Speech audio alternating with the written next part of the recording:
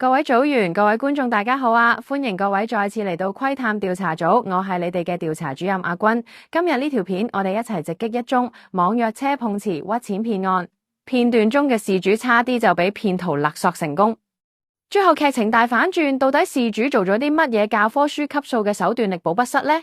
稍後同大家一齊直擊呢段流出片段事源，相信大家最近喺網上都睇過呢段令人憤怒嘅片段。一名來港旅遊嘅旅遊客，僅因為放置行李，就俾網約車司機指控刮花其價值50萬嘅新車，由最初開價500蚊到自減至到300蚊，司機更加拋出一句：警察亦都冇用。究竟呢個係一場單純嘅意外糾紛，定係針對遊客心理精心策劃嘅騙局？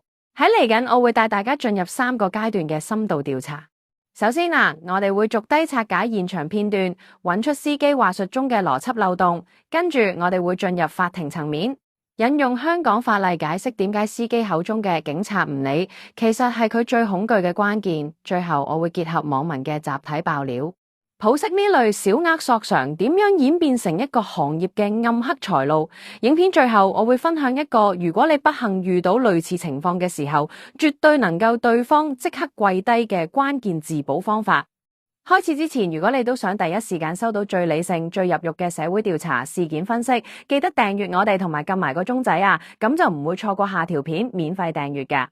大家嘅每一個 like 同埋分享就係支持阿君繼續查落去嘅動力。事不宜遲，我哋去片先啦。你冇撞花我車，呢度撞花咗，歪我嘅車，你要賠償㗎。你賠500吧，我這個車是新的，50多萬的，300吧。你打算不賠是不是？我只是覺得那就賠了，300你都不賠了，那你拿東西撞我的車還不賠？300塊你都不賠，你算了，報警吧。這個人格問題。這不是，那打電話看警察怎麼說好了。上車吧。哪有人攞行李箱撞人家的車啊？你這個人正常，那個行李箱撞人家的車，來吃還都知道了。你問問滴滴，你打電話去問滴滴的客服，哎，我可以隨便拿東西敲啊碰啊那個車子嗎？你就是故意，就那麼簡單，所以你應該賠錢。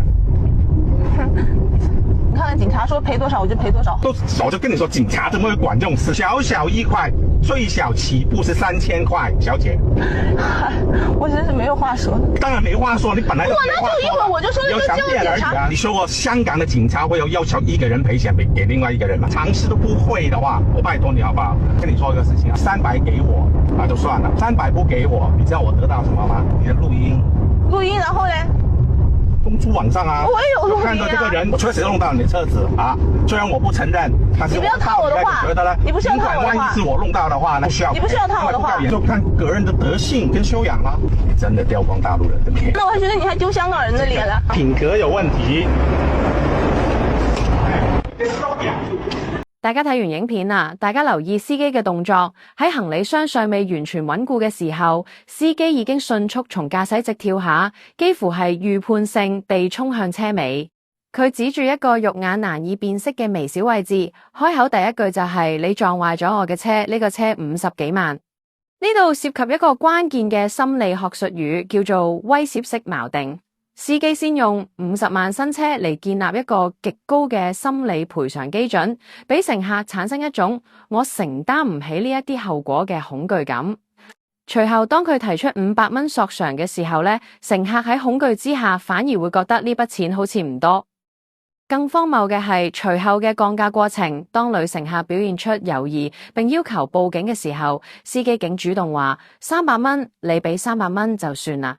大家諗一諗，如果你嘅50萬新車真係被刮到見底七，你會為咗區300蚊就罷休咩？喺2026年嘅香港，隨便去一家位於土瓜灣或者大角咀嘅車房，單件零件噴漆嘅行情價至少係2500蚊起跳。司機嘅呢種急於收現金且大幅跳樓價嘅行為，完全唔符合正常車主嘅邏輯，反而更加似係喺進行一種高頻次小金額嘅割韭菜行為啦。第2章，法理深滑，白牌車同保險嘅致命死穴。影片中司機不斷強調警察亦都冇用，甚至語帶威脅咁話警察到場之後維修費會變成3000蚊。呢一句話係成場騙局中最惡劣嘅資訊唔對稱。首先關於白牌車嘅問題啦。喺香港，私家車若未領有出租汽車許可證 PSL， 而載客取酬，即屬違法。2026年度，警方已經多次針對網約車平台進行放蛇行動。如果呢名司機真係喺度跑非法網約車，一旦警察到場記錄身份，佢面臨嘅將係第一次定罪罰款5000蚊同埋監禁3個月，第二次定罪更加係罰款1萬蚊同埋監禁6個月。最緊要嘅係佢嘅車輛會被扣押3至6個月。其次係保險嘅致命傷。香港所有嘅三保第三者責任保險條款中都有一項明確免責聲明，若果車輛用於非法營運或者商業用途，且未投保相關附加險，保險公司有權拒絕賠償。所以司機點解要阻止乘客報警？佢驚嘅唔係警察唔處理刮花，佢驚嘅係警察處理佢嘅非法身份。佢口中嘅報警會變3000蚊啊，其實係想嚇跑乘客，俾乘客覺得法律程序又貴又麻煩啊。但係真相係，只要警察到場填寫一份名為 POLA 172嘅意外記錄表，司機就要承擔身份曝光嘅巨大風險。佢係在用自己嘅職業生涯去賭乘客嗰300蚊嘅現金。第三章，網民觀點專題：集體智慧下嘅真相。我哋喺分析呢份廣告嘅時候，收集咗大量嚟自 Threads、小紅書及討論區嘅截圖。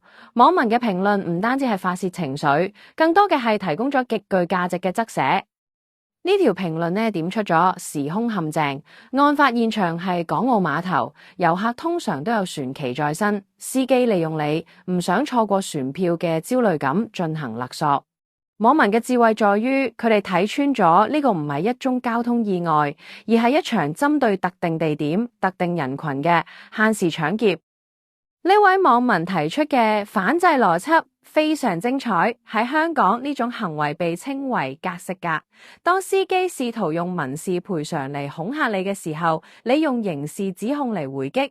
網民一致認為啦，呢類司機咧之所以囂張噶，就係因為佢哋遇過嘅遊客大多選擇咗使錢買平安，等呢種300蚊財路變得可行且低風險。我哋仲發現有網民爆料，呢名司機可能唔係第一次咁做。呢種慣性索償嘅行為喺法律上甚至可能構成欺詐罪。當呢種細微嘅索償積少成多，佢嘅性質就已經從糾紛變成咗職業騙案。第四章，行業黑幕揭開索償攻略嘅暗流。喺撰寫呢份稿件嘅過程中，窺探調查組深入咗一啲不為人知嘅網約車司機群組，我哋發現咗一個令人震驚嘅現象，竟然存在所謂嘅補貼攻略。喺呢啲群組之中，有少數害群之馬會分享點樣挑選好欺負嘅乘客，例如單獨行走嘅遊客、行李特別沉重導致閂門較用力嘅乘客。佢哋會利用車身原本就有嘅舊傷痕，甚至係一啲早已準備好嘅擦色痕跡，配合嗰種新車被整壞嘅憤怒演技，向乘客索取幾百蚊嘅私了費。點解係300到500蚊啊？因為呢個金額咁啱喺報警太嘥時間，同俾錢換取安靜嘅平衡點上。對於司機嚟講，一日只要成功2次，就係額外600蚊嘅免稅收入，比跑10個訂單仲要輕鬆。呢種行為唔單止損害咗乘客嘅利益，更加直接打擊咗嗰啲辛勤工作嘅合法司機嘅聲譽。呢個唔係競爭，呢個係對成個行業信任底線嘅踐踏。第5章，深度法理分析、勒索、詐騙同刑事恐嚇。我哋而家要將討論提升到刑事高度。司機喺影片裏邊講咗啲咩？佢提到我已經錄音啦，我會放上網，你要遞大陸人嘅面啊！根據香港法律，如果某人為咗使自己獲益而以恐嚇手段提出不當嘅要求，即屬犯罪。司機利用言語侮辱乘客，並試圖用社會輿論壓力擺上網嚟迫使乘客交付金錢，呢個喺法理上已經非常接近勒索嘅邊緣。此外，如果司機明知車身嘅傷痕並非由該乘客造成，卻仍然以此為由索償，呢個就係典型㗎以欺騙手段取得財產。呢個喺香港係最高可判監禁10年嘅嚴重罪行。大家一定要記住啦，喺面對呢種咄咄逼人嘅索償嘅時候，你唔係喺度應付一個不滿嘅車主，你可能正喺度面對一個潛在嘅罪犯。你嘅軟弱啦，只會比佢嘅騙術更加精準。第6章窺探實戰指南，俾碰瓷者即刻跪低嘅自保清單。如果你喺2026年嘅今日喺香港街頭遇到類似情況，請立刻執行以下呢一份窺探防禦清單。第一，絕對唔好喺警察到場之前交付任何現金。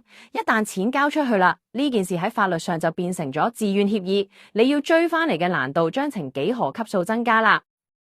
第二，明確告知司機我會報警，並要求警方記錄你係咪涉及非法載客取酬。呢句說話係所有白牌車司機嘅緊箍咒。相信我，只要你語氣堅定咁講出呢句說話，90%嘅碰瓷司機都會即刻改口話，算啦，下次小心啲。第三，全程錄音錄影，尤其係對方嘅威脅語句，好似片段中嘅女乘客一樣，保留司機侮辱性言論嘅證據。呢個唔單止能夠防止對方反饋你，更加係日後向平台投訴或者向警方報案嘅鐵證。第四，檢查行車記錄儀車 cam， 要求司機提供車 cam 片段證明刮花過程。大部分碰瓷司機根本攞唔出片段，因為刮痕根本就唔係嗰刻發生嘅。呢單300蚊嘅糾紛看似微不足道，但係佢背後折射出嘅係監管嘅缺失同誠信嘅崩潰。喺窺探調查組睇嚟，每一個被容忍嘅小惡，最終都會演變成摧毀城市形象嘅大災難。我哋今日做呢條片唔係為咗製造對立，而係為咗賦權予每一位觀眾。當大家都識法，大家都敢於對不公義說不嘅時候，嗰啲匿埋喺暗角，利用人性弱點嚟謀財嘅騙局，自然會消散喺陽光之下。最後，大家聽到呢度，相信對呢件事都有自己嘅睇法。阿君相信喺自由嘅社會，每一個人嘅聲音亦都係好重要㗎，所以我非常期待大家喺留言區留低你哋嘅見解。